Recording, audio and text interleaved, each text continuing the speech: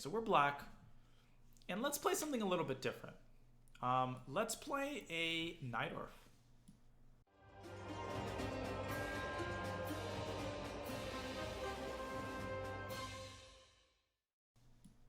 Okay, so he goes bishop c4. Now you guys already know the drill. Okay, great example of how to react. He wants to intimidate us, knight h3. What should we do here? So normally we go e6, but here let's modify our strategy a little bit.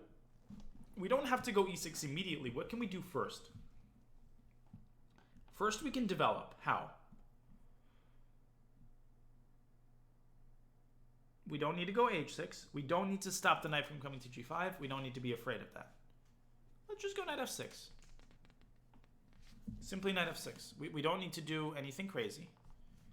And here we can go either d5 or e6, but we've mostly been preparing the move d5, so let's do this. Ladies and gentlemen, takes. And what should we do now?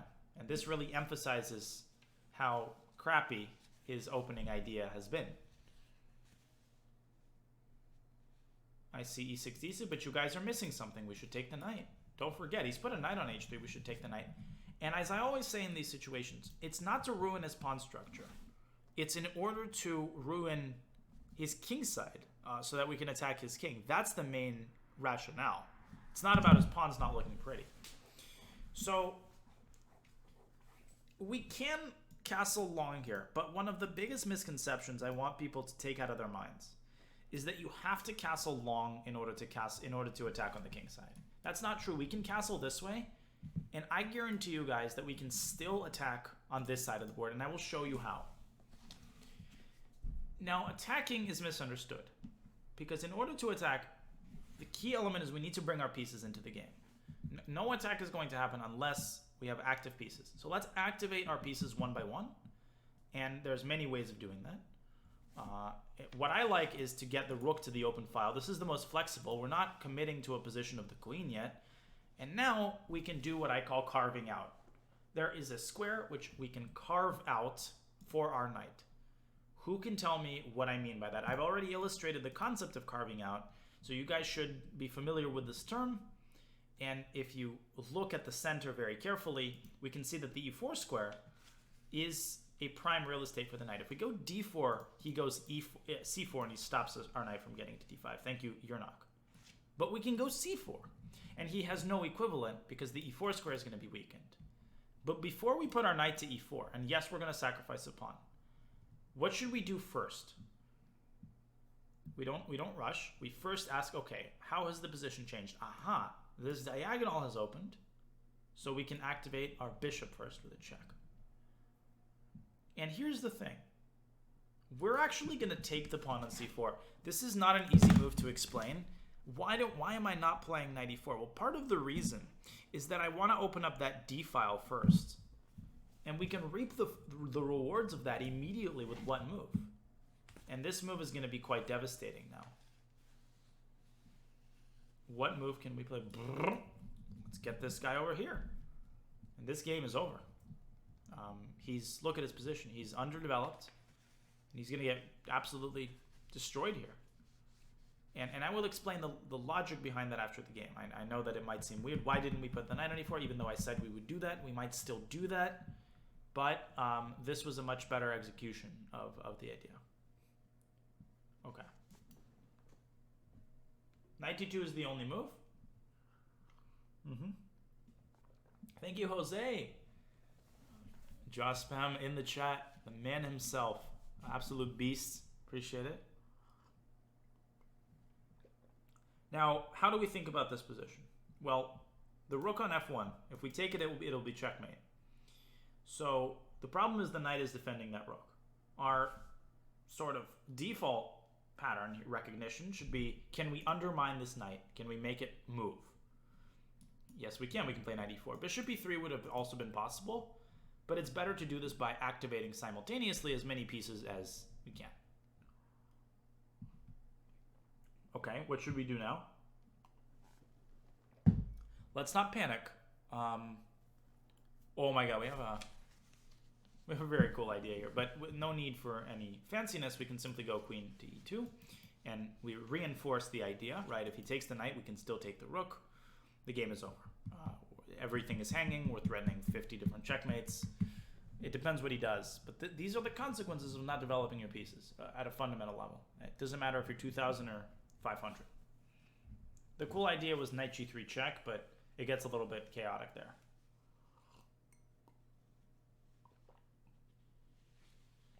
The cool idea, I don't think... Oh, shoot. I think it did work, but it was a long line. Oh, that would have been pretty sexy. No, but I'll show you guys the whole sequence, and it's a little hard to follow. Trust me on that one. Okay, thank you, and goodbye. Absolutely, I'll show you guys. Don't worry. Do I ever not show you cool ideas? Do I ever not show you cool ideas? Okay, here's lines. Okay. Obviously, knight h3 was just dumb. I have no idea where he got this from, and we shouldn't be deterred by moves like these. So knight f6, right? The reason after knight f3 that we don't play knight f6 is, well, we actually can, but he's got e5. Whereas here, e5 is not possible.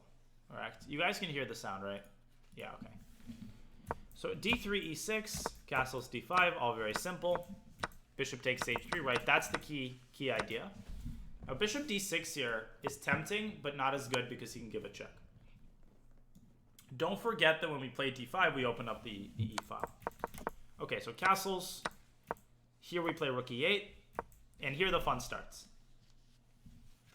And the move d4 is correct in its intention. And knight d5 is a good idea, but he plays c4. Remember to always check for these kinds of moves, and he deprives our knight of the square. And that's why we play c4, because we're almost guaranteed to have access to this square. So d takes c4, bishop c5, activating the bishop first. And now the move d takes c4, very important move. Knight e4, first of all, would have been very much possible. Black is still better here, I have no doubt about that. But d takes c4 opens up the maximum amount of real estate in the center. And in a position like this, which has such a big disparity in development, it's not even about putting your pieces on good squares so much as it is about opening up the position as much as possible. Thank you, Calhora and Rayera, for the primes. Okay, and patience is also very important here. We don't need to rush with any particular move in this position. We will get our pieces to the good squares. You need to trust in the potential energy of your pieces. And you want to make sure that when you're actually cashing in, you've probably heard the expression, the threat is stronger than its execution. And what I see a lot of people do is they notice a good square for a piece and they immediately put it there. They put their head down. It's a form of tunnel vision at a high level. But by not rushing, we are able to ensure that when we do play knight e4, which happened here, it comes with maximum effect because we've opened up this avenue for the queen. I don't know if that makes sense. Maybe I'm talking too generally, but that's sort of the rationale behind the move d takes e4. It has actually nothing to do with us trying to like not lose a pawn. That's completely not the idea. The idea is to open up this pathway for the queen. It just visually opens everything exactly. So our bishop is hanging, but so is the rook. Knight d2, knight e4 undermining the knight. And in this position, we had a very sexy idea. How did I find this idea? The first thing I noticed is that I really want the rook to be on e1 because that could create the potential for checkmate. So logically speaking, we want to move the knight away with check. And knight g3 check accomplishes that task even if it sacrifices the knight to two pieces. Now, he takes either way, he loses. Rook e1, that's kind of cool. Queen e2, and this is going to be checkmate in a couple moves. If he plays rook takes g3, it's the same exact thing, check and checkmate. But the reason I rejected this is because he can play king g2 using this knight as a pathway to escape to g3. But I calculated this a little bit further. Rook e2 check, king takes g3. This is where I stopped calculating initially, but afterward I realized that black has a very sexy move in this position, which I think allows the attack to succeed. Could somebody spot it? We use the pin. Bishop f2 is correct. Nicely done. Rook cannot take the bishop because of the pin. If the king goes back, then we drop the bishop back with a discover check, shutting down its escape to g3. And now you guys should be already familiar with the checkmating pattern. Rook e1 and queen e2 cut Bernie with a prime. Let's get this hype train out of the station. Appreciate it, guys. Thank you so much. If he goes forward, then this is a classic king hunt. I think there's several ways to give checkmate. One of them is to go h5. If king h5, then queen f5 is mate. I cal 15. If king g5, I'm sure we probably have some sort of beautiful mate, but f6 here is the sort of business approach. I'm loving them too. And queen f5. Of course, he can give up the queen on f6. Curious chimpanzee. Here we go. 5 gifted to the community. Thank you so much. Sorry, guys. I didn't mean to do that. Thank you so much, Curious chimpanzee. Let's check with the computer. Knight g3 was indeed winning. Yep, this was winning, but queen e2 was just as good. This is so overwhelming that it would have been just as good. Thank you so much, Curious chimpanzee. 5 gifted to the community. Narrow Bridge, Swoops, XC, The Prince, The Price, Anti-Blasting, and DTP Sun. Thank you so much. Okay, and after queen e2, the threats against his king are completely overwhelming, and so he plays queen c5, which technically is a blunder, but there's really nothing he can do here. He's completely paralyzed. We want to take everything in the house. Okay, and that's all there is to it. That's all there is to the attack that we conducted. Okay, what is the move that made him lose? Well, I already think knight h3 set him up for failure, and I think that in this position he's much worse. I mean, honestly, I think that the fact that he took on d5 is a big reason why he lost. He should not have taken on d5. He should have played bishop b5 and bit the bullet. And the reality is, if I grab the pawn too quickly, thank you, Gigahertz, then, you know, he can play knight g5 and he can sort of worm his way around the edges and try to get some compensation. I wouldn't have done that. At the very least, white is somewhat in the game.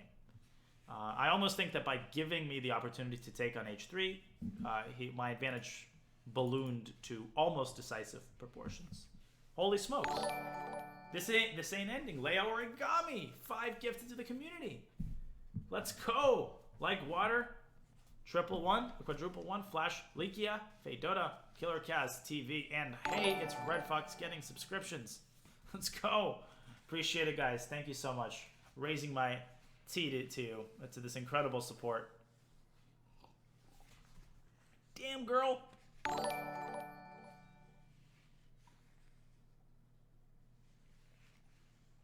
Okay. Any questions? As Slain, Priman. How did you conclude that e4? Oh my god. All right, guys. This is the famed 3 a.m. hype because we got Reality Pizzas. 5 more subs to the community. Holy smokes. Brujlal, Batchfunk, Lunevsky, Earlmeister. Unbelievable. Thank you so much, Reality Pizzas. You guys are unbelievably generous at all hours of the day. That's what this is showing. Amazing. Any questions? Well, chessable and chess base are different things. If you didn't take your c4 pawn, what was the idea to open the center? Well, you know, that probably would have been what he should have done. He probably shouldn't have taken the pawn. But if he had gone d4, then I would have occupied this beautiful outpost. And it's okay, I would have used the e-file. I would have used the e-file. You know, it's not as wide of an expanse as the whole center, but with how weak his position is, I think this would have been enough. Thank you, Chance 10 by 10. Appreciate it. Okay. Any other questions about this game? P-Pow 14. 300 bits. Oh, JP Wagoner. Let's go. 5 more gifted from the community. This never ends. Music by JBM. 1,000 bits by Channel No. Wow. There's definitely an encore now. JP Wagoner, 5 gifted. Over 2,000 viewers. Lots of hype at this ungodly hour as Music by JBM. Yep. Amazing. Well, I'm just sipping my tea watching people go crazy. Alright. You're getting an encore, that's for sure. So let's get the next game underway. One moment. Yeah, I know this is a mix of like lemongrass ginger and some other herbal tea. Good thing before bedtime. We're over 5,400 subs. Incredible stuff. Cannot believe it. My game tomorrow is at 5 p.m. Eastern. Don't worry, guys. I'll be fine. I'll be fine. I'm always so hyped at the speedrun. And I really enjoy myself. I'm in the moment. And how could I not with this level of generosity, honestly?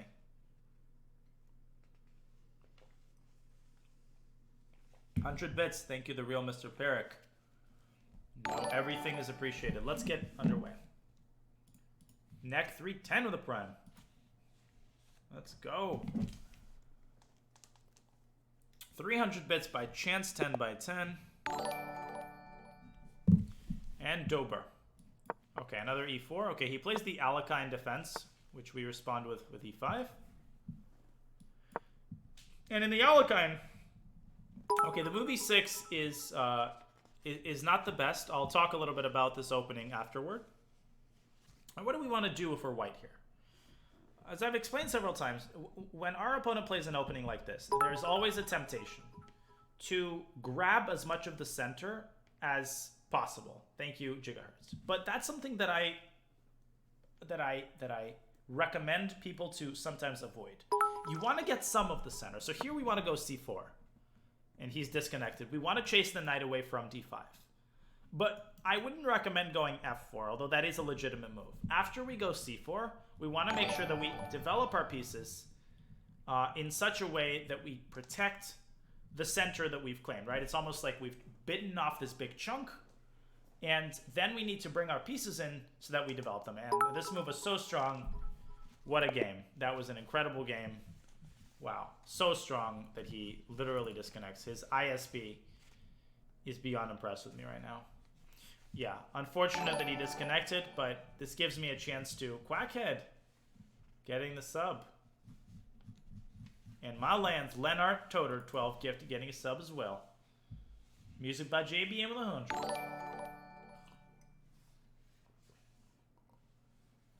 The ISP Gambit is right. So the Alekhine Gambit is very legit. Stragility, thank you for the 2 months. The Alekhine, sorry, not the Alekhine Gambit. The Alekhine is very much legit. And the Alekhine is part of the openings that are called hyper-modern openings. I've talked on several occasions about the history and the nature of hyper-modern openings. By and large, they appeared around the 1920s by a group of players who contested the sort of conventional chess idea that you have to control the center with your pawns.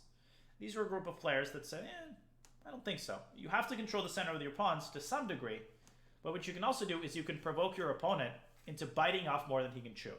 You can provoke your opponent into controlling the center with a million pawns, and then you can snipe at these pawns with your pieces. The Alekhine belongs to that group of openings.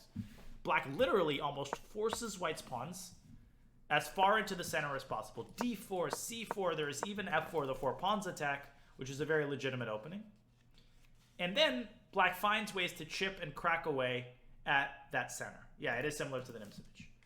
So in the 4 pawns attack, for example, black can play c5, or, you know, black can play knight c6, and you guys can see that he's starting to attack the pawns with his pieces.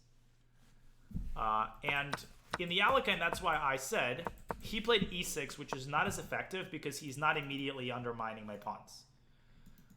And so here, for example, I would not have played f4. I would have instead developed my pieces with knight c3, takes, and knight f3. Rather than controlling all of the center, I would have controlled some of the center, enough to give me a nice edge, and develop my pieces. That's often how you respond against these hyper-modern openings. Now, when you guys say the Nimzovich, is that e4 knight c6? So the Nimzovich is a different opening, right? There is a difference between bringing the knight to f6 and c6. And the biggest difference is that, you know, white doesn't have the move e5. And the Nimzovich often transposes to e4, e5, or you get a position like this. This is also a hypermodern opening, but it's more rare. This is considered a little bit more dubious than the Alekhine. Now, there are people in the 16, 17, 1800 rating range to whom I do recommend the Alekhine. I think the Alekhine is a very legitimate opening. If black plays it very well, it's actually not easy for white to prove a big advantage. It's actually not that easy for white to prove an advantage at all. And my good friend Brian Tillis, National Master, is a very good opening analyst. He's done a chessable repertoire in the Alekhine if you're looking into it.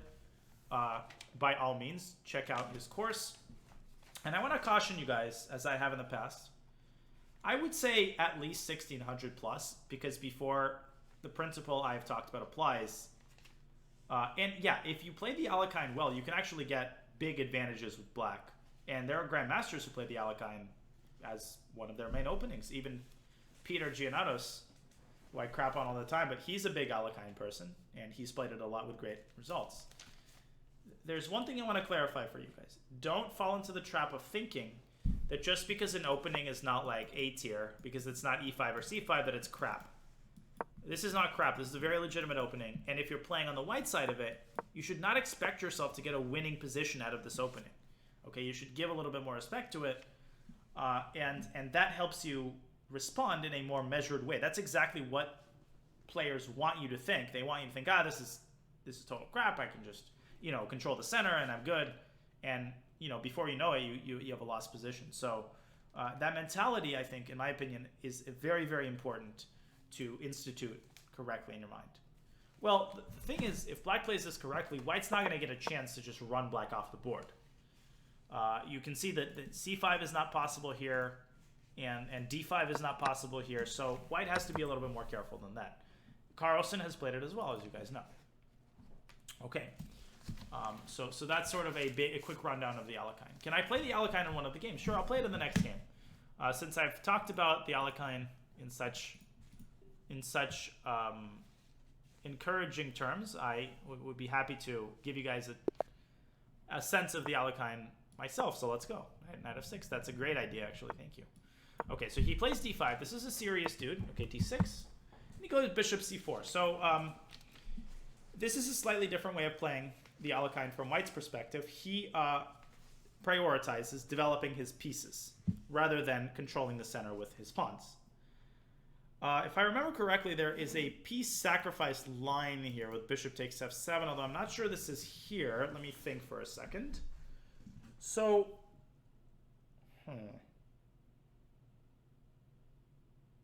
I'm trying to remember. Okay, so here's what we're going to do.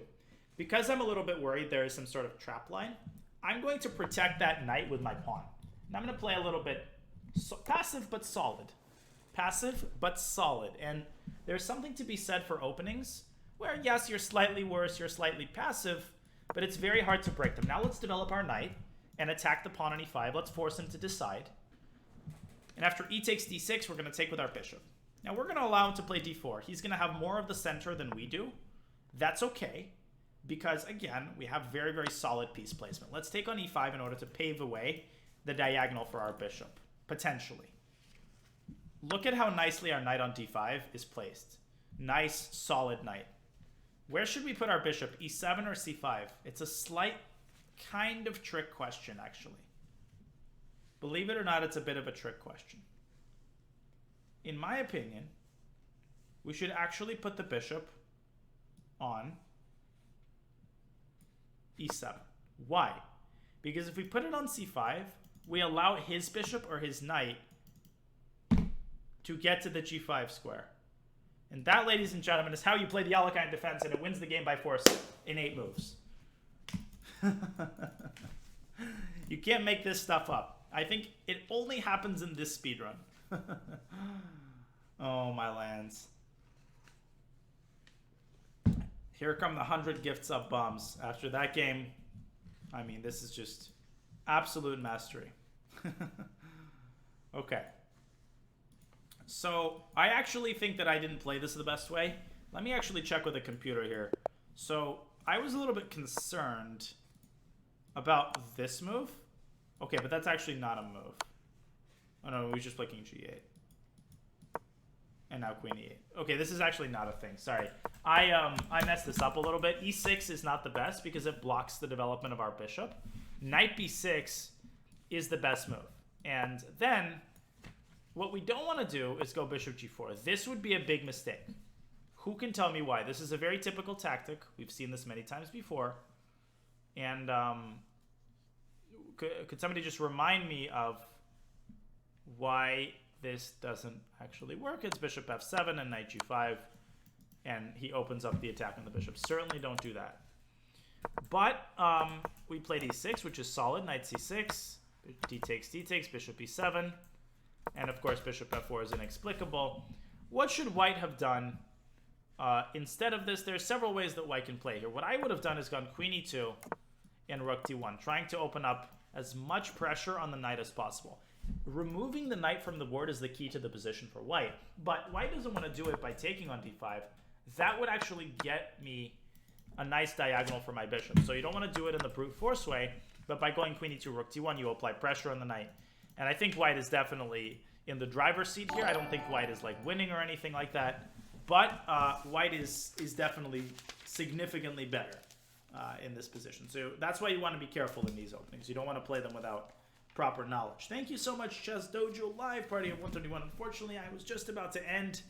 I'm quite out of gas. I've been doing the speed run.